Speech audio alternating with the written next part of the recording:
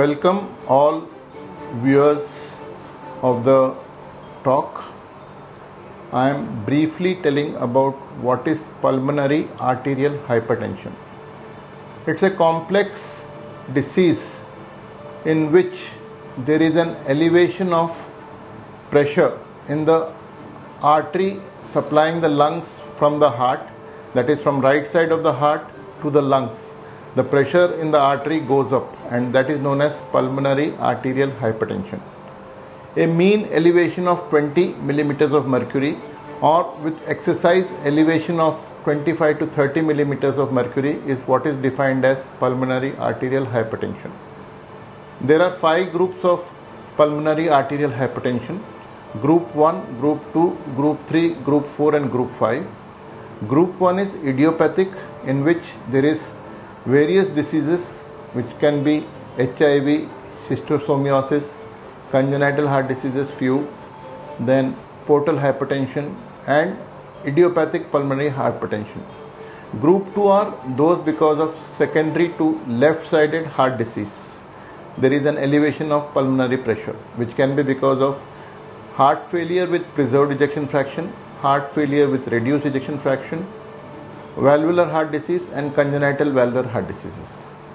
Group 3 is because of lung diseases which can be obstructive sleep apnea, restrictive lung disease, interstitial lung disease, hypoxia other than lung diseases, etc. Group 4 is because of chronic pulmonary thromboembolic diseases. Group 5 is miscellaneous, which includes schistosomiasis, hematological disorders, etc.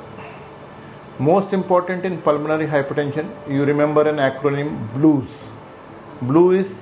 BLUES stand for B for bluish discoloration of skin and lips, L for lightheadedness during exercise, U for unexplained dyspnea, E for edema and S for syncope. These are the most common presentation of pulmonary arterial hypertension. Patient feels breathless on minimal exertion, a feeling of lightheadedness, a feeling of palpitation if he has arrhythmias like atrial fibrillation, and a feeling of undue easiness, fatigue because of incapacitating ability of the heart not to carry on activities which are regularly done. Most important is this condition has lot of limitations in form of natural history. Before the advent of medicines like bosentan, macitentan, and now we have Viracegat and endoblock, that is ambrisatin like drugs. The longevity after detection was about less than 5 years. Now with the advent of drugs, it has gone up to almost 5 to 10 years. Yet it was supposed to be a death sentence issued once you diagnose severe pulmonary hypertension which is idiopathic. Heart-lung transplant nowadays is reality in India, but still the cost and the survival rates are limiting. Most important advice to patients suffering from pulmonary arterial hypertension is, I would say, take care of yourself, avoid strenuous exercise, avoid climbing up steps to a great extent, do not do gym or lift heavy weights, do not undertake air travel without the consent of doctors. Even if you are going on a high altitude, kindly do 2 hours of practice for at least a month before you go to high altitudes.